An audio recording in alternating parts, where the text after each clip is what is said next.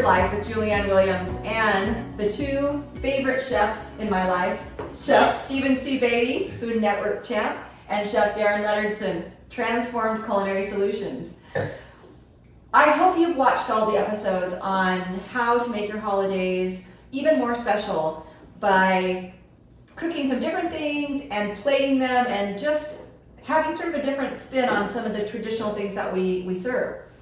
And so what we thought we'd do now is sort of wrap up everything that we put together. I should say they, but I did get to whip the whipped cream. I did do that. You did good. Yeah, and I did wash a couple bowls. So I've been a little bit of a help, not much. And let them just walk us through the food. And then we're also gonna have a little bit of wine. It's one of my favorites from Brochelle Vineyards in Paso Robles, California. This is a 2017 cab from Calaveras County Foothill Series, and it's number 1548 of 2280 of this particular vintage. So it's a really lovely wine, and I hope my friends at Brochelle are seeing that we're drinking this here today. And I have to start and say, like, when she was on her way over here, she said, "Can I bring some wine?" And I said, "You live in California. I hope that you do bring some wine." But I did not expect a small family vineyard to bring. That is pretty special, and this is a phenomenal wine. So thank you. It's like so cool to like end on this, note. Yeah. Cheers. So cheers. Thank you both so much for sharing your talents. So there's so many things I want to like talk about and stuff too, but I have to, because you saw all of Pop's secret seasoning. Yes. It's in all his food, right? Like that was the whole point. I think it's amazing that you could, number one, buy spices that actually can fit all aspects of your cooking, especially in the holidays, which is really exciting. But you didn't get a chance to kind of share, like, how did you create Pop's secret seasoning? Like, how did that become? And I'd love for you to like share your story about how that came to be. So talk to us here. So I think one of the things that that people, they get the gist of it is dedicated to my dad, Pops. But unfortunately, we lost him just a little too soon, and I just struggled with the loss of my father, the loss of Pops. And a great man in my life, Carlos Morris, my mentor, he gave me some great advice. He says, you got to do something with all this anger and grief and just disappointment. And so one of the earliest childhood memories I have of my dad cooking is that one day he was in the kitchen cooking, and I asked him, I said, "Yo, Pops, what are you seasoning that food with?" And he said, "It's a secret." And so, I just never forgot that moment of engagement when I was young. And you fast forward many years later, I figured out what my dad's secret seasoning was. And it was a moment on Father's Day a few years ago that I just made his seasoning up, and I said, "Fly high, Pops, let's celebrate him." And I put it on Facebook, and we sold it. And it sold out in like 10 minutes. And then at that point, I knew that people wanted a part of my dad. You're like literally bringing tears to my eyes. Yeah.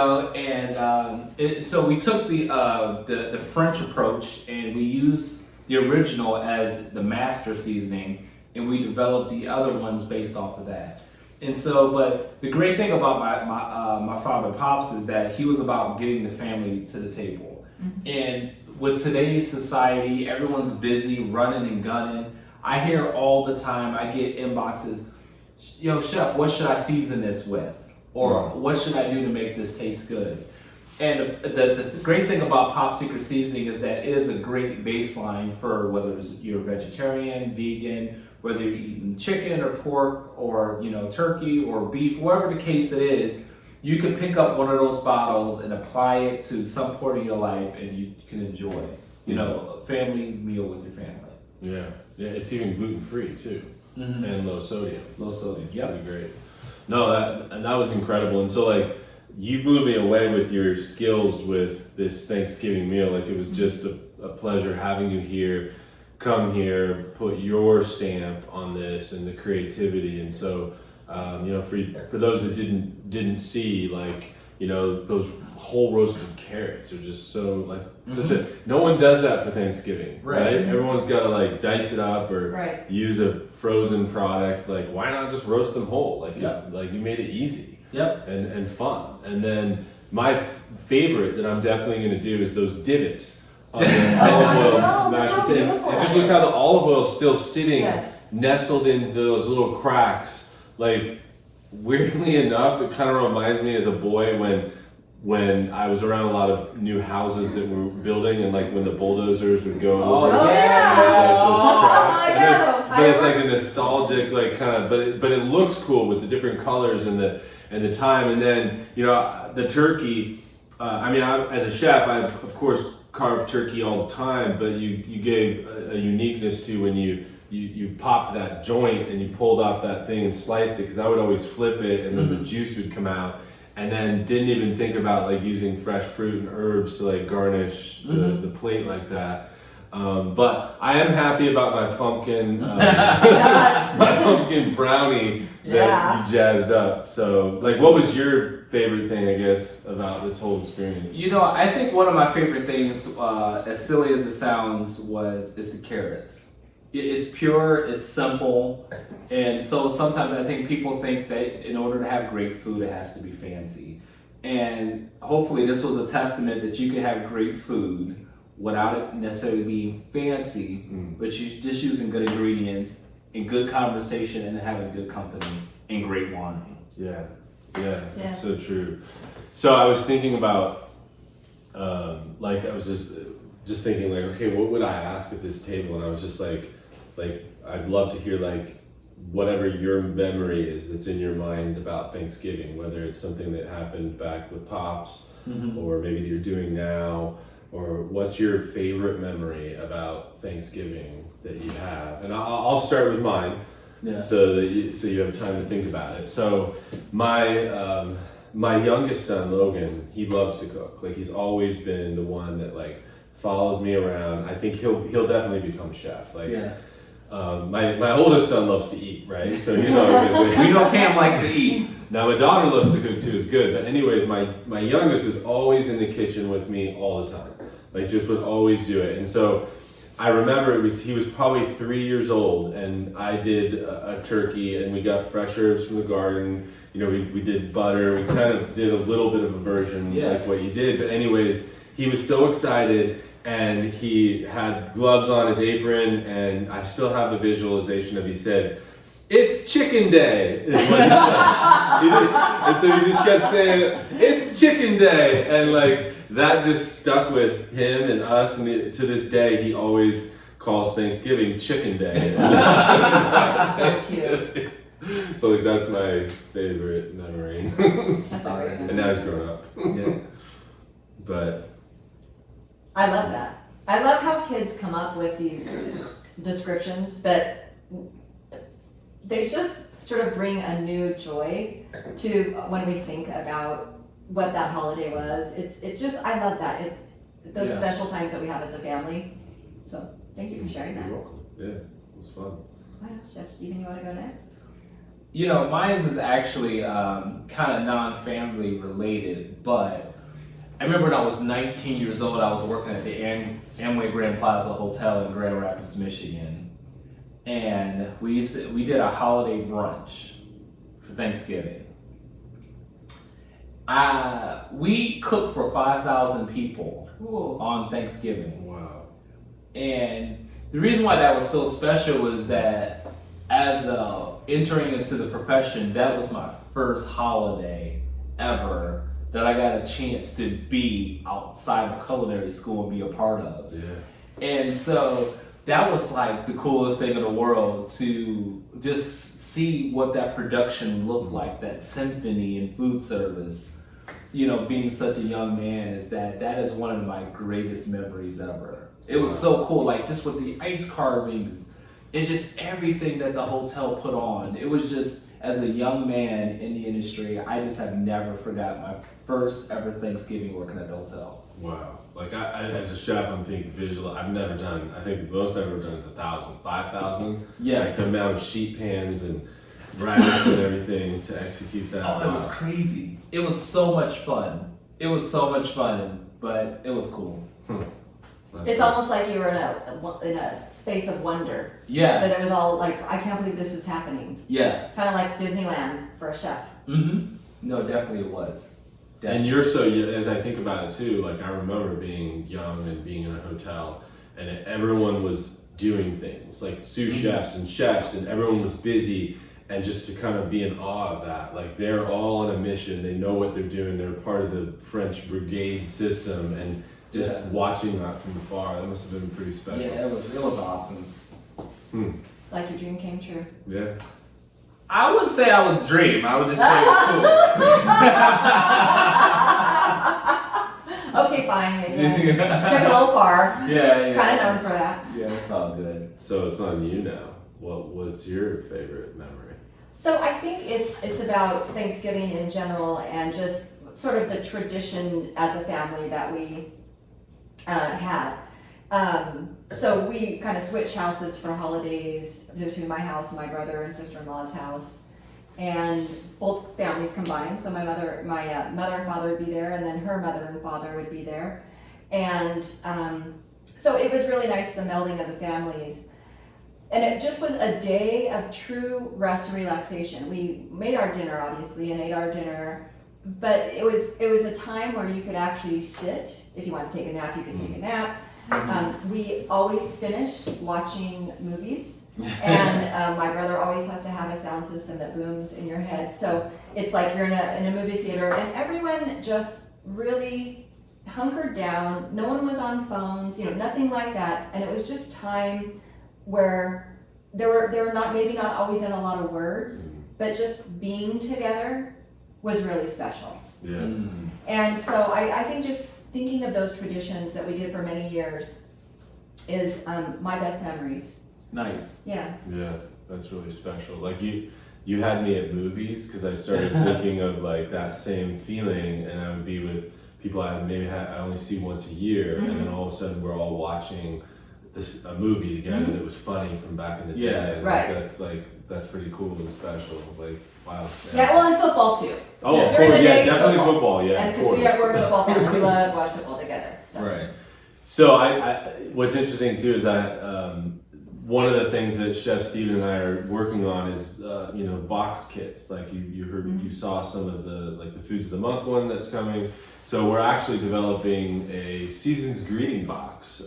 So here you can see just a little prototype box, and it's got a little recipe card. So actually all the recipes that we cook today are going to be actually in the holiday box. And this was originally just going to be something we gave to our business partners, clients, friends. And then we thought about it. We're like, why wouldn't we want to just have everyone be able to access their own, season's greeting box with Pop Secret seasoning? So there's going to be the flavors of Pop Secret seasoning in here, the recipes for the holiday season, a special card. I'm also going to be making a vanilla bean sugar, so that you can make your own version of that mulled cider, right? Ooh. And then also put that into the whipped cream to make that chocolate brownie pumpkin pie. So why not? So if you're like watching this and you're like, I want a season's greeting box to send out to my loved ones, go to my website, order it. We'll make this happen for you. Definitely next year we'll have it in a big way, but I just wanted to make sure we touched on this. So thank you for your passion in this. Well, and I'm glad you did too, because that chutney. Yeah. Oh, yes. That chutney. You are right. I mean, it makes you just want to, woo! Yeah. You know what I'm saying? Because that barbecue spice I would have never, that flavor combination is just incredible. Yeah, you got me thinking like just so many different ways you could. I mean, it's wonderful on roasted turkey, but now I'm like thinking I might put that on a piece of halibut. Oh, or yes. a piece of salmon, like in the summertime. Like, how people only use cranberries for Thanksgiving. I know. It's like, as chefs, like, do you ever use cranberries any other time of the year? It's like, it's one of the only fruits that everyone uses, and I know it's in season and but it's a frozen product you can buy. So you've inspired me to make cranberries in different seasons, not just in Thanksgiving, honestly. Yeah, I've inspired myself, because now I want to find different ways to flavor this chutney. Use different vinegars, use maybe different versions of the Pop Secret seasoning, just to see what those dynamics are like. Yeah. This wine is incredible. It is. I'm glad you're Do enjoying you have a it. story? Like, what you know? Did you go to this vineyard? How do you know these people? Oh. Like, what's So the story is, I probably drink a little more wine than I should at times. And so I have a home in the area in which these wines are made near the Central Coast of California. And so I was members of one winery and really enjoyed their wines, thought about bringing one of theirs. We'll do that next time. But the person that was working there said, if you ever get a chance, go to this Rochelle winery and you're gonna love their wine. Well, also my cousin Carla was with me and we lost her. It's gonna be, I think, 3 years, she's a cousin, 2 months younger than me, kind of like my sister. I think my sister would say the same thing, that the three of us were like sisters. And so we went together. I'll tell you the funny part of it, and it's actually a little bit tragic, but it was, in a not tragic, horrible way. But so we went and they had a waiting list to be a part of their wine club. So we tasted the wine and we just thought it was incredible.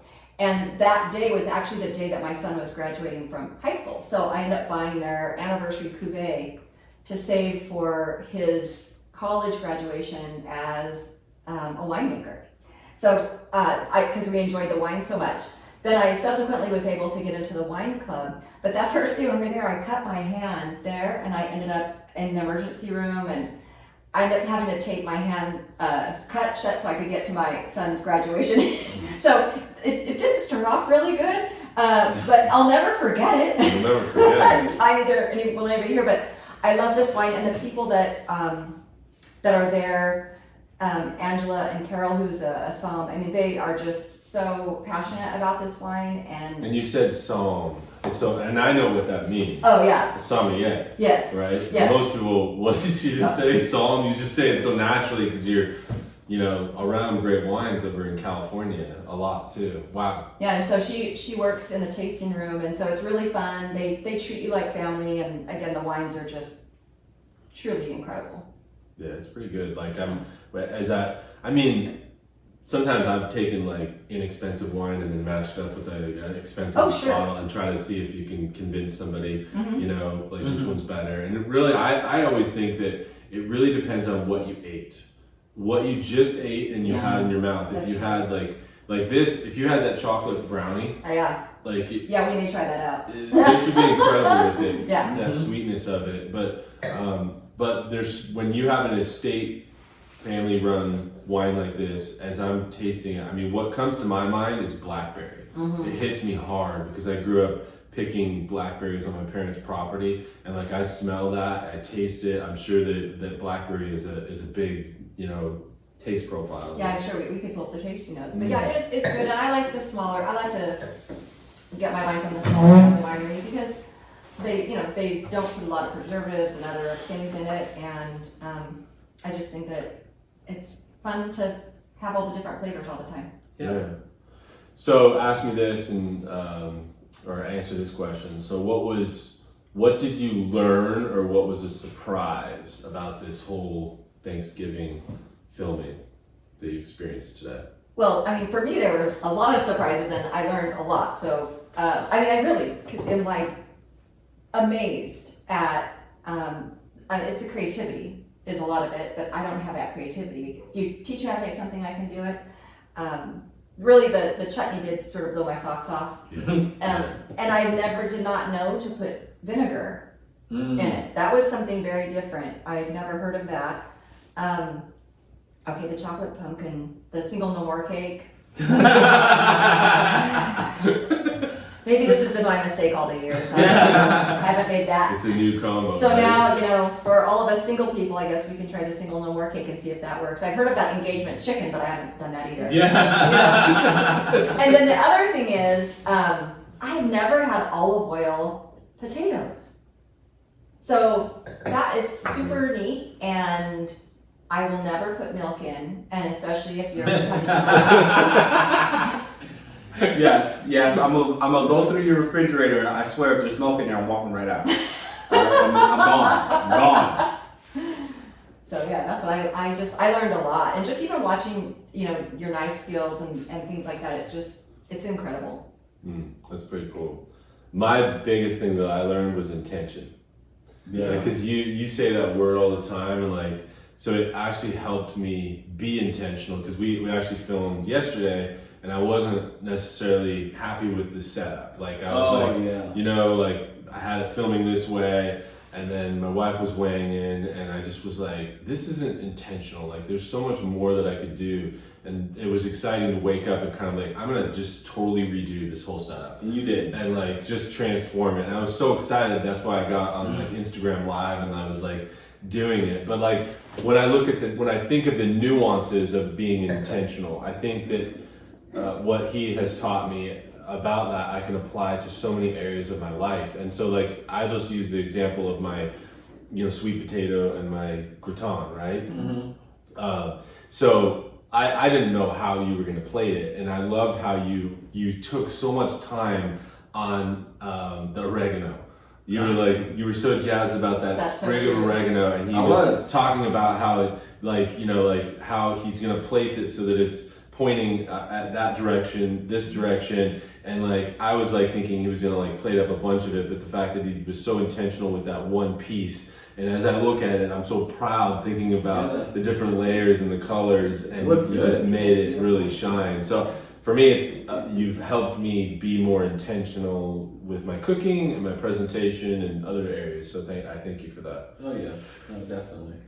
I think that it all comes back to what I enjoy about the holidays is friendship, family, and just being able to have iron sharpen iron. I think that's the great joy about just about life, is that everyone has so many different backgrounds, so much different experiences, and I just love when we have individual talents and passions, and you put them all together on one stage, and it's beautiful music. And so, like, obviously this was our first time meeting each other. This was my first time cooking in your kitchen. And it was just a lot of firsts, but you would never know it, because that's the beautiful sound of music when people have passion in their life. So that's what I really enjoyed, this time that we had together.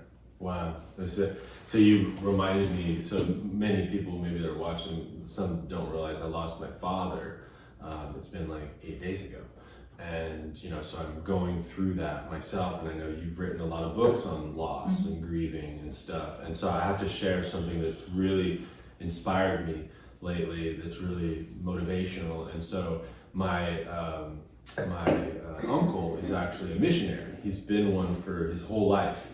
He knew my dad as kids. So my dad went the electrical engineer way, and he went the missionary way. So he's opened like 500 churches in Ukraine and Indonesia. In fact, he just got back from Ukraine, and I'm like, how are you there? Going on. He's like, God's watching me. He's watching me. In fact, I was telling Chef Steve, he gets money in the mail with the next trip. So like he gets like, oh, it's time to go, and all of a sudden these checks arrive in the mail. And so anyways, I was sharing with him because I was planning with my pastor, and I'm getting like chills just thinking about it.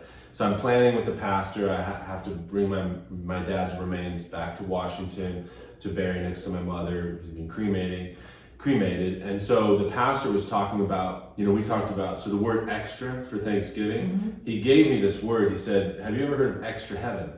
And I was like, no. And my wife was sitting there, we were listening to him, and I was like, this guy's either crazy or he's right. And he was talking about how the stories of people that have passed away but then are brought back to life from all different countries, right? And that their stories line up. And it's like, how are all these stories lining up? Is there some truth to this? There's someone that died and was brought back that is sharing sort of the glory of heaven. So he was talking about these flowers that are gigantic in heaven that actually have different colors that you can't even describe, different nuances, and almost singing the praise and the glory of God. And I know I'm getting deep, but I'm going to tie it all back to family. So then I said, wow, this is really incredible. And I actually bounced it off my uncle, because I'm like, is this guy crazy, or is he saying some truth? Well, he's a missionary that has seen a lot of things. He goes, he's actually right on par, because he lost his grandson to suicide. And so he did some digging and research himself, and sort of found out like heaven truly is this glorious place. And so why I share that is like, this isn't the end. The end is in heaven with our Father. And so what Stu, this pastor, had said to me is like, Darin, I know you're a chef. Like, so just imagine the glory that God has when you get to heaven about food. He's going to build you the most incredible garden. You're going to be able to grow things and cook things you've never tasted. In fact, you think there's 5 senses on this earth? Imagine how many senses and tastes there are in heaven. Like, and so that, like, as I just think about it and get chills, I think about my dad and my mom and how they are with their true father. And like, that brings me joy and comfort. And so, you know, it ties back to family and everything, because eventually we do lose our loved ones, you know? And so I hope that that gives somebody comfort. Thank you for sharing that. You know, 8 days is not long to be integrating the loss of your parent. And for you to share that, I'm so grateful, and it is encouraging. It's encouraging to know that this isn't the end. Actually, my son and I were in the kitchen talking not too long ago, and we were just talking about everything going on in the world and about, you know, losing people. And he said, you know, Mom, the thing, and so then it was like, are you afraid to die? Yeah. And he said, you know, Mom, here's the thing. How sad would it be if this was it?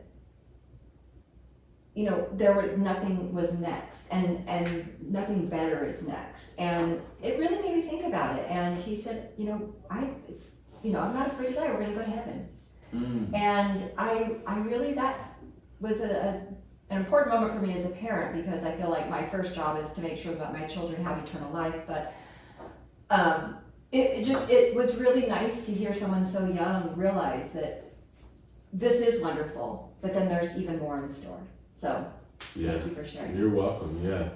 Yeah. And if you, I don't want to end by saying if you haven't said that prayer and asked for Jesus into your heart, that's the simplest way to do it. That's right. And it's a free gift, and you also can experience the glory of heaven in heaven, but also the comfort of knowing that you're going there on earth. So message me or subscribe. That's right. And truly, you know, that's all you have to do. It's that simple. And Jesus is in your heart. Yeah. So that's such a great way to end this, because, you know, we all have the same values, and knowing that the reason that we're here is because of our Lord Jesus Christ. And so really to not highlight that would have not been right. Yeah. So thank you for leading us in that direction. And you know, I just pray that everybody has a blessed holiday season, and and then hopefully, you know, the sharing that from these chefs has been a blessing for you. I do want to add one more little thing, because I just have to, and that is that this guy, like, we've partnered now with each other for about 8 months, and I just love working with him, and he really means that iron sharpens iron, and he's passionate about the things that he does, and he's so committed. You know, and so like when I picked him up at the airport, I asked him, because he hangs with some pretty well-known celebrities and Food Network people, and I asked him, when are you going back with that one celebrity? And he said, well, he invited me to the Today Show today. It was going to be with Al Roker. And I was like, first of all, like, what are you, crazy? Like, why are you not going to that show? But he's like, man, because I committed to you. Like, I made that commitment. Like, I'm ready to rock. Like, you know, and it was that touched me too, and so I just want to thank you for not changing your plans so that we could have this special moment. So appreciate that. Yeah, even though you said I could, but you know, it's all good. It's all good. We're here. That is a true But next time, don't say no. That is a true friend. We'll see. All right. Well, any other closing thoughts before we end this episode that we're all getting all dewy-eyed over? It was just fun. I had a lot of fun. I appreciate you guys both. And thank you for believing in us and coming and filming, and I'm excited for more. Me too. Thank you. Again, everyone, thank you for joining me with Chef Stephan C. Baity and Chef Darin Leonardson. I hope that you did enjoy our series, and if you liked it, please make sure, if you're watching on YouTube, that you like, share, and subscribe, and comment. And if you'd like for us to get back together and do some things for you around Christmas and New Year's, we would love to know, and we'd be happy to do some more.